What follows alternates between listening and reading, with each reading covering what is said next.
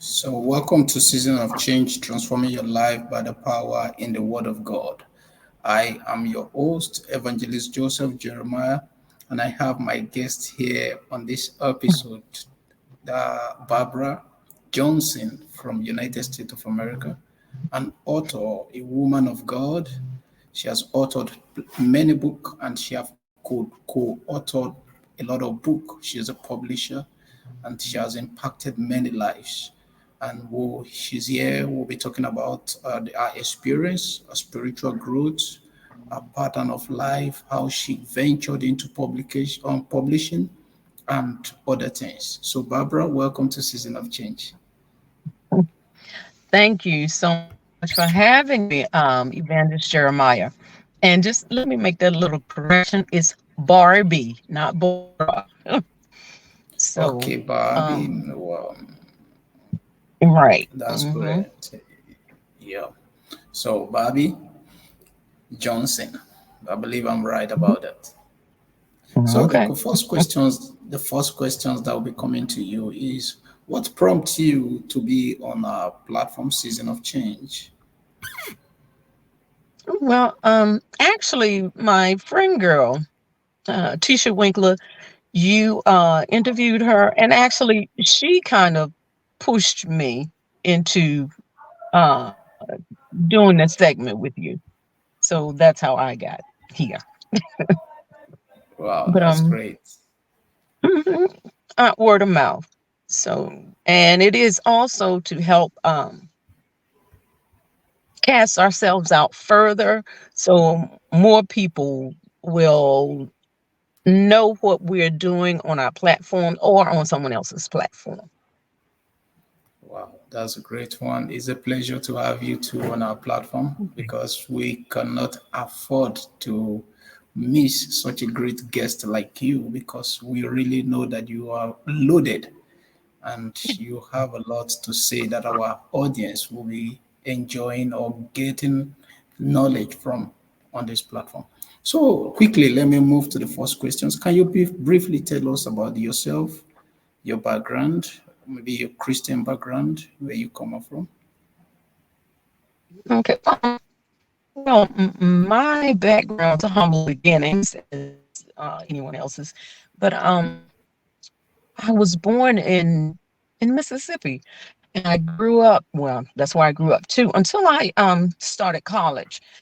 And I went for early childhood education. I taught for about 20 some odd years, but I'm no longer teaching now. I'm doing my own business. Podcasting is one of them, and be publishing is the other one where I not only write my own books, I write books, excuse me, ghostwrite for other people. Ghostwriting is just my name does not appear on their book. It's they are the author, even though I'm writing the story for them.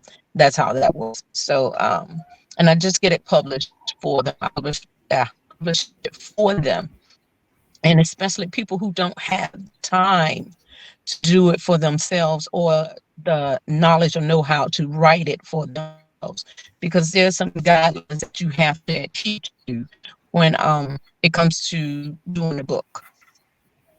Not that we're going to get into all of that, but that's about it in a nutshell as far as me. And so, like I said, I stay really busy because not just because of my own business, but the podcasting. Then I'm active in community, like feeding the hungry and homeless, and I speaking engagements, and I speak at my own church. And coming up in the well, that was from a child. We were raised that way. My mother made us go to church even when we didn't want to. But anyway, I thank for that because that instilled a solid foundation in my life. Because if it had not been for God in my life, I wouldn't be here. I would already be dead. Because doctors gave me up. I had a blood condition. It was they kept telling me my blood was not being built up. That I was just losing.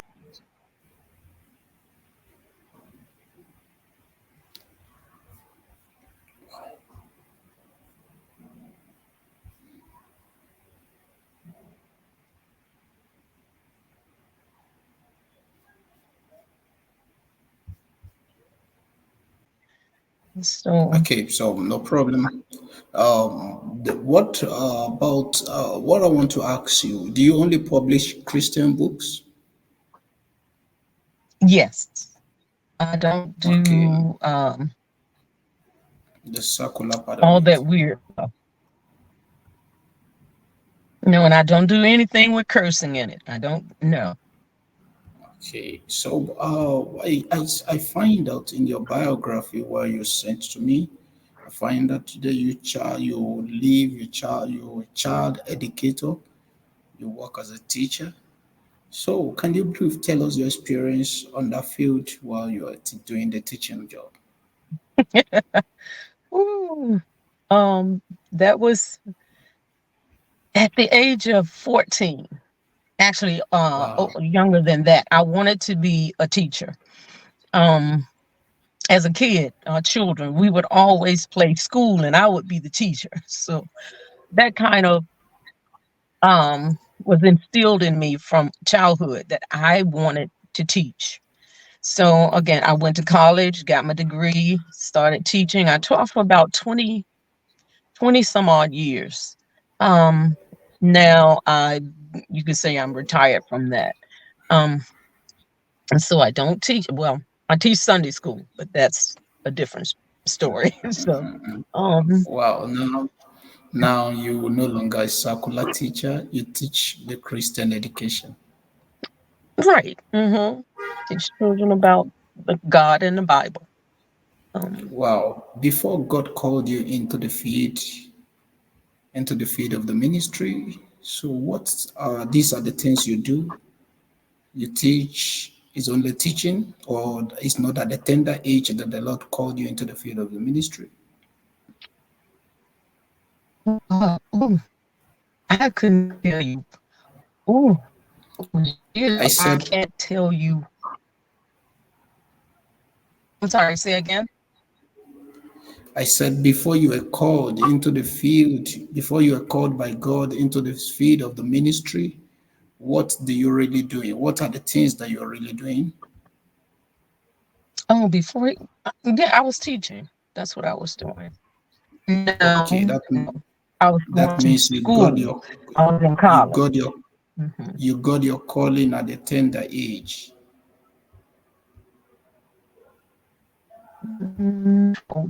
I was 22. Yes. Wow. When So mhm. what are your experience at the process of your calling? What are the experience you have? How do you know that God is calling you into the ministry? Is it that by dream, by prophetic word, or somebody come to tell you that look, God is calling you and this is what is happening, this is how you have to go about it? Well, God, He will speak to you directly. Then He will send confirmation. But me, when I got the call, yes, it was through a dream. I dreamed a dream first. And then, I wasn't trying to go into the ministry like that. I ran, put so to speak. I ran. So that's when he sent other people to me to let me know, look, he's calling you into the ministry. He has need of you, that God had need of me. I'm saying, what do you want me to do? Everything has been done. I mean, his word is out there. But that's not the case. There is something in each one of us why he calls us, because there's a specific talent or gift that he gives to you that will reach whoever he has assigned to you to reach. Like somebody else can't do it the way you will do it. I'm just saying. Um, and then when I stopped running, and I said, okay, Lord, you can use my life, use it, do what you want to do. But really, I did not know that all the havoc was going to break loose when you give God your yes. Yep, that's when the enemy comes for you.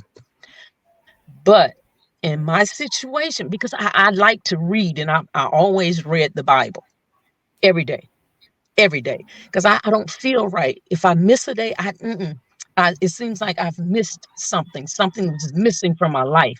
So I read every day um, to get His word in me. So, and in battling devils, demons, witches, warlock, all of them, you have to be fortified in His word.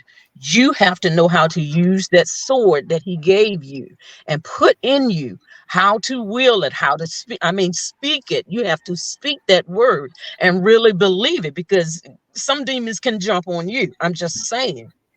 Um, Hmm. but yes, yes, yes. I went through a lot of stuff and still battling some stuff, but God is a deliverer no matter what. Because He said, I will never leave you nor forsake you. And He said He Thank won't you. leave the righteous in the hand of the enemy. And He won't. But He didn't say we won't go through anything, because we do. He said if we don't suffer with Him, we cannot reign with Him. So when we go through, He brings us out, but He gets the glory. We don't get the glory. He gets the glory. We get built up in Him so we can help somebody else get through what they have to go through. They may be going through something similar as you went through. So you can tell them exactly how they can make it through. So, but they have to apply that word and they have to believe it. They have to really believe that word, because I'm not supposed to be here. It's been 3 times that the enemy tried to take me out. A car accident, had it not been for God, there was no way that person would have missed my car. All I had time to say was Jesus. And I was across the road on the other side. When that car was supposed to hit me dead center, I would not have been here. But like I said, all I had time to say was Jesus, because the person ran a stop sign. They ran a stop sign. I'm not supposed to be here. And according to doctors about my heart, I'm not supposed to be here. I'm not supposed to be. hmm And that's what Wow, it said. that's Third time great. was my blood. hmm Yeah, God is a miracle that's worker. He yes, is. yes, yes. He That's is. a testimony, the great testimony. Your testimony alone is a message, is a preaching to others to know that God is alive. Yeah. But before you were called into the ministry, I learned that you are a soloist. You sing in the church. Well, I used to sing. My voice is not what it used to be because of age. So, I still sing, but that quality isn't there. hmm I'm a little raspy, but I Yeah, still sing. He said, "Make a joyful noise," so that's what I do. yeah. So, have you Mhm. ever, for once, taken any theological education, embark on any theological education? Anything? Yes, yes, I have. hmm So, which field do you take your theological educations? Is it a I went Christian for education or um, theological proper? y- yeah, and I'm trying to think of school I went to. Faith Theological Seminary is where I went. I was going for um, min- what do you say, ministry and counseling. Um, hmm, but I have yet to finish that last part that I need, and I was going to work on my doctorates. Okay, hmm that's great. Yeah. Wow, that's great. So, do you have any theological idea, theological proper on, let me say, knowledge on theological or certificate on theology, apart from the counseling certificate? I have. Yes, I have. I have my certificate in that. Um, Theology. mhm. So, Wow, you that's have to great. take it anyway. Mhm. Wow, that's great. That's great. So, what prompts you to go into podcasting to talk about what you're doing? Actually, that was kind of a odd thing that happened. Um, Tisha and we were actually, I was looking for some shoes, some boots. So we had gone to the mall, and as we were walking around, we saw these lights flashing in the back somewhere. So we said, "What is that?" So, being us, we had to go and check it out, see what it was. It was an arcade game, but it wasn't. So when we got there, this guy came out. He asked if he could help us. We saw that it was set up for podcasting and photography. And so we needed, I needed some pictures, professional pictures to go on the back of my book. So we booked a photo view. And then he asked us if we wanted to do podcasting. And really, we just said, okay, we'll try. But we were doing it, we started out doing it for fun, just for fun. But then when we got into it and was there for a year, we really liked it. I mean, we continued there with him for 2 years. And the Lord told us, well, he told me it was time to go. But I had to continue with the podcasting, just not with on the Coyote Man show. That was where we started, and branch out on my own. And so after a while, um, Tisha came, she joined me. And so that's what we've been doing ever since then. So I learned that your podcast, you've won a lot of award on your podcast. So Yeah, we've can you mention these few um awards? oh God. Podcast of the year. Um I can't even remember everything. Podcast of the year. Um Tisha's been producer of the year. Awards for um our books. Something else announce. Um, sorry, I can't think of sister something like that. And community involvement. Yes, I understand. I understand. I know that you have a lot of things. You've been a busy person. That you have a lot of things on your head. That's you. I don't. Yes, but I know that your podcast have won. You've won a lot of awards through your podcast, and I know that your podcast is doing very well. So, what prompted you to write? You write a lot of book from trial to afflictions. That's the first book. What is this? What inspired you in writing this book? Jesus. Whew. Actually, God told me. He used my sister to prompt me into writing, at least starting that book. She was saying, "Girl, your life is like a story. You need to write that Mm, down." She said, "You need to keep a journal." So that's how I started. I started out keeping a journal of the things that I went through, and I a friend of mine. No, no, before that, I stopped writing. I had written for about 2 years, and then I stopped. And a friend girl of mine asked me to go to church with her. So I went, and the first person the prophet called out was me. He said, "You." He pointed to me, "You, come here." So I went up, and he said, "Have you finished that book?" And when he said that, I knew exactly what he meant. I said, "No." He said, "Why not?" I said, "Well, I didn't think anybody, really wanted to read it." And I just quit. He said, "No, no, the enemy made you stop. God said, write that book, finish it, mm, and tell your addiction." When he said that, I knew what he was talking about when he said, tell mm. your addiction. But you have to read the story to find out what my addiction was. It wasn't drugs or alcohol either. Um, Another friend of mine asked me to go to church. with her, I went. Now, these are two different people, don't know me from Eve.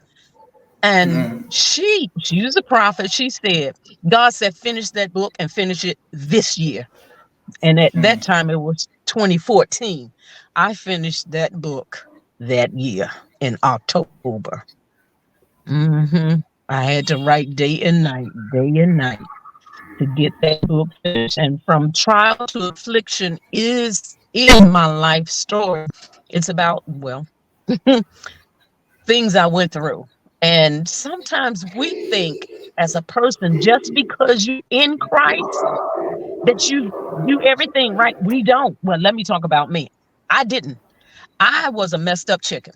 Yes, I was. I was a messed up chicken because with me, God had not always delivered me from everything I needed deliverance from.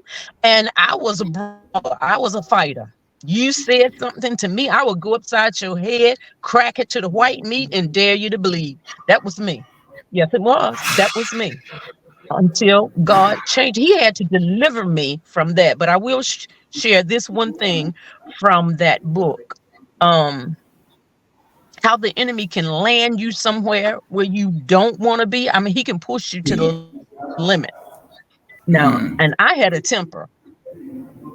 That temper got me in trouble over a man that lied to me. I don't like being lied to. I really don't. Anyway, so I parked because he said something to me that didn't sit right with me. So I parked my car across the street and waited for his car to come back because he said it was at the uh, mechanics and he was going to bring it back. Okay. Anyway, so when the car came, the person that got out of the front was a female, and his two daughters got out of the back. No, one got from the other side and one got out of the back. So I waited for them to go into the house and close the door. Then I went over and knocked on the door. And he said, "Who is it?" I said, "You know who it is. Open the door." Yeah. Um, he said, "Go home." God, he know why he's saying go home. I said, "I know she's in there. Open the door." hmm And then he said, "No, I'm gonna call the police." I said, "Okay, I'll call them for you." And that's how I was. Come on. But anyway, so I sat up on the bench and kicked his window in. Yes, I did. And he ran out in some kind of way. We were tussling, but he kind of pushed me over the fence into the other yard and ran back in the house. I, I, I said, we called the police. He called the police. I called the police. Um, I went to the police station. That's what I did. So the police officer, this is how God will give you a way of escape and you don't take it, you have to suffer the consequences. I was in a rage. That's where the enemy wanted me to be. I mean, you could see smoke, fire, whatever coming from the steam coming from my head. I was just that angry and upset. Anyway, the police officer was saying, ma'am, just go home. Just go home. Come back tomorrow. And I'm still letting the enemy use you. I said, all y'all men are like, you just want to, what I'm saying, cloak for him. He said, no, ma'am, just go home. Come back tomorrow. No, I didn't. I said, I will not. So he said, if you do this today, if you put in this thing today, both of y'all going to jail. I said, I don't care. But see, once those doors slam, yeah, I was in jail for 3 days. 1, 2, 3, in the belly of the beast. I was there for 3 days. Once those doors closed behind me, sloom, bam, click, immediately the enemy left me. He left me. And I said, oh my God, what am I doing here? Reality set in. It's too late. It's too late then. I had to stay there 3 days in the belly of the beast in jail. You have plenty of time. I said, God, you get me out of here. I will never come back in this place again, only to minister, not to be arrested. And that third day I got out, I've never been back since, only to minister. That's it. But I'm saying to people, be anger, whatever the thing is that's in you that drives you the most, he wants to get you there. And a temper is what I had. God had to deliver me from that temper. Now I fight in a different way. I fight on my knees. I'm in warfare, walking the floor. I fight. You just, I fight in a different way and let God fight the battle. Let Him manifest it, not me trying to do it with my fists. It doesn't work that way. It doesn't work that way. And Wow. we don't bring Him glory that way. We do not. Wow. It's a pathetic story, though it's making us to smile, to laugh, but because the victory at last. Wow, Yeah. it's a very great one. Your experience and the journey of trial to affliction is a very great one. Mhm, And you have another book, Inspirational Guidance. Though we'll not be talking about that, but mhm. I'll pick another one. We have spiritual inspirations, spiritual inspiration too. We are born to die. What inspired you to write something on born to die? Born to Die. Actually, at the time, my pastor and I were on the phone. We were talking, and then she just, I don't know how we got on the subject. Then she mentioned, she said, oh, sometimes you're just born to die, and it hit me. I said, oh, that's a book.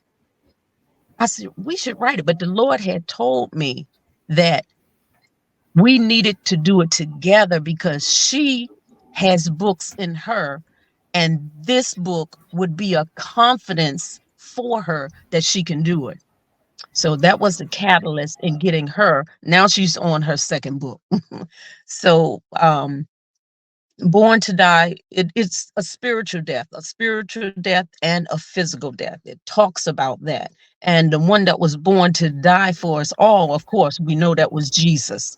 And there are other people who give their lives for other people, such as firefighters, doctors, and police officers. They will give their life. Well, I'm not necessarily saying give it, but they will put their lives in danger for other people. But Jesus was the one that was born to die for us all. Yeah, So that talks about two kinds of death: spiritual death and a physical death. physical death. Wow, that Mhm. means this book is pointing people back to Jesus. It's not Exactly. about just a mere experience or physical experience. So you have another one, dating tips for single Christian women.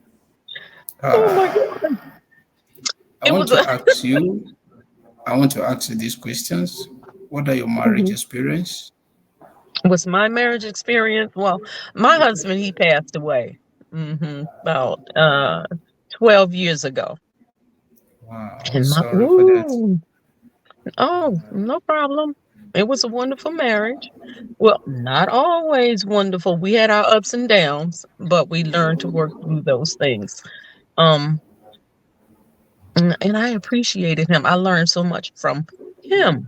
And he was one that kind of helped me with that book, Dating Tips, because he would tell me the things that a man looks for in a woman and what they desire. And but each man is different. Each man is different. But Yes. but right now there's no one in my life. It just no one could fill his shoes. Well, unless God brings someone. That's all I can say. Wow. Well, no problem. I would say that we will bring you on another marriage platform for Mm, another episode, but that will be discussed later. And okay. you have another book, Talk It Out. You have another one, Under the Mhm. Bridge. Sorry, what? Which bridge? The London Bridge or the No, New York Bridge? no. That book is concerning feeding the homeless and hungry, and it actually took place under a bridge in Maryland, Baltimore City. We're looking, and everybody, not everybody, a lot of people band together or joined together to feed the homeless and hungry. And that was around Christmas time when we had started doing that. And it became so big, and we were doing it like once a week. It became so big, we had to start doing it once a month because people were asking for us to come to other states and help them with their projects and do it, feeding the hungry and homeless. So that is what that book is about, and it actually took place under a bridge. Wow. Mhm. So we have another one in the church, but hurting. Hurting. So we have the That last one. We have the last one. Quit before the storm. The aftermath of COVID. right. That was that book was more prophetic. Um Wow. because it was telling about the things that were going to come with COVID. And some people didn't want to believe it, but when it hit, hey, it hit. And that the second wave was coming. hmm That's what that book. So let's now go back to your publishing profession, because that is Mhm. the last part I want us to talk about, because we'll be rounding up, but not in just few minutes. But I want you to talk more about your publishing. How do you operate your publishing company? How do you start? How do you come about the inspiration? Do you have a printing press? Is this an inspiration from God, or is an or the, let me say, the inherited business from family, or this is just what Oh, you love doing?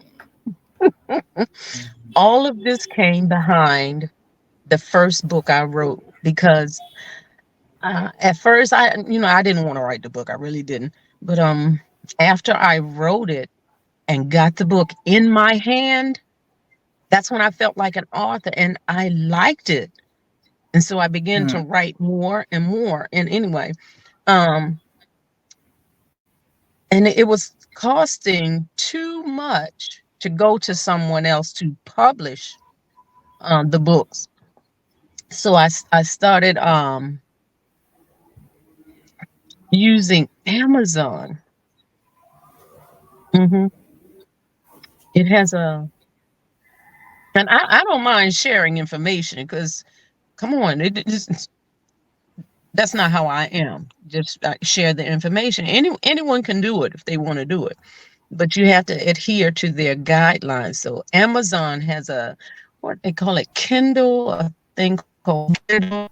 It helps you organize or get your book set up, but still they leave out some things that you have to kind of figure out for yourself.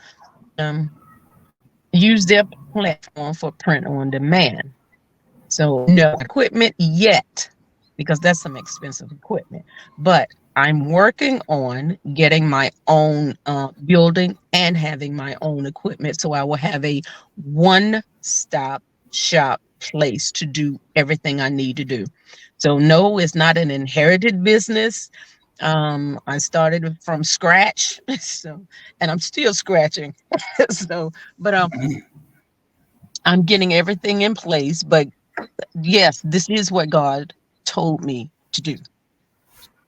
He told me to do this because it's a So lot. It's a that's a great one. I want to ask, how do you help other people to publish their books? How can you assist them? mhm, Even if they want to, you are a ghostwriter. mhm, So mhm. how do They, you put all these things together? Do you charge? How oh much do yes, you charge? my work is not free. It is not free. Okay, so now, so let our audience know this so that they will know how to get in touch with you, so that people will not be flooding your house with scripts to publish this book and expecting you want to do a free job for them. No, no. Well, they can go to the website, BJ Publishing, and that's BEE BJay, bjpublishing.com. Leave me a message there, and they can also see the books that are already written.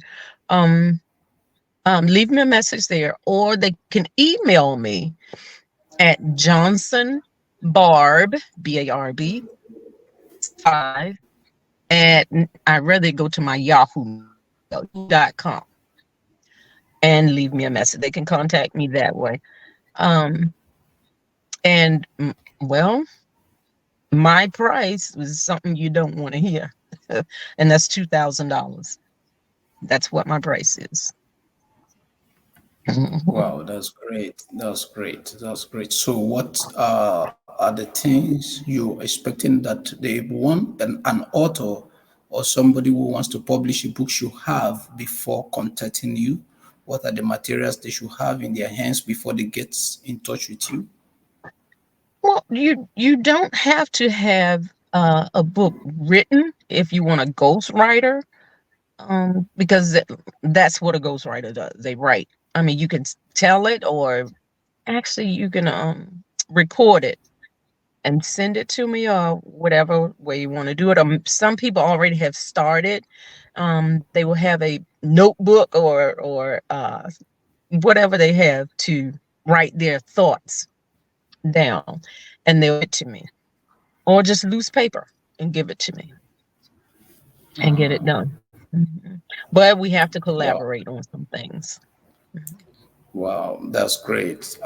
Thank you for coming to share your experience about yourself, about your life, about all your challenges on this platform. And I believe it's going to be a great lesson for all our listeners because you shared some pathetic stories, but no, they are something that God has given you victory over them, Yeah, but they are lessons to learn from them. And I will yeah. want all our audience to also order your book.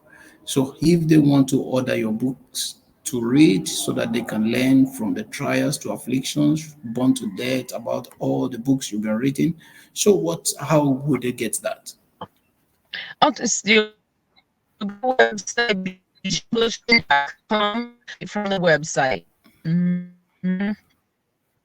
And sent Okay. directly to them. Okay, no problem. Thank you so much for that. Oh, And I thank believe you. very soon you'll be getting messages from all our audience as we publish this episode. And I believe we can still work more. We still have a lot to do together. And I know that God will help Mhm. us. He has bring us together and He will help us to fulfill purpose and destiny in life. And I believe your Yeah. ministry will continue to grow and God continue to bless your ministry. So, Barbie Oh, Johnson, thank we you. really appreciate your time being on this platform. I remain your host, Evangelist Joseph Jeremiah, and I want to say welcome to Season of Change once again, transforming your life by All the right. power in the Word of God. Barbie is a sample or is an example of a transformed life Yeah. from trials to afflictions. And you hear all what she said that you said something that you are a messed up chicken and that God has worked upon and really changed. And I want you to use Yeah. that as a title of a book, The Messed Up Chicken, Transformed by God. So I'm gonna have to I write that believe book. yes, it's going to be a great title of a book.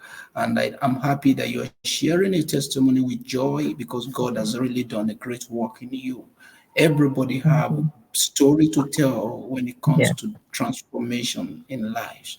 And I'm appreciating you for that. And I believe when we call upon you again on this platform, you will give us your word to be present with us to share more of your All story. right.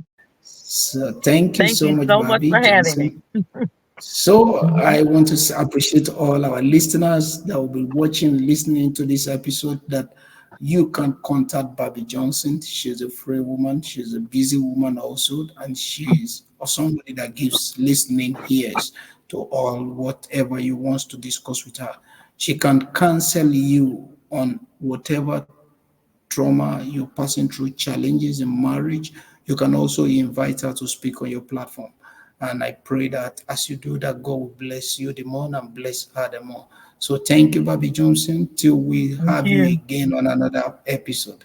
Thank you, and Thank greetings you. goes to Tisha. Also, Tisha, your All right. friend, your co-host on the Yes. Mhm. podcast. Yes. So thank you so much. God bless you. All right. You too. Thank you.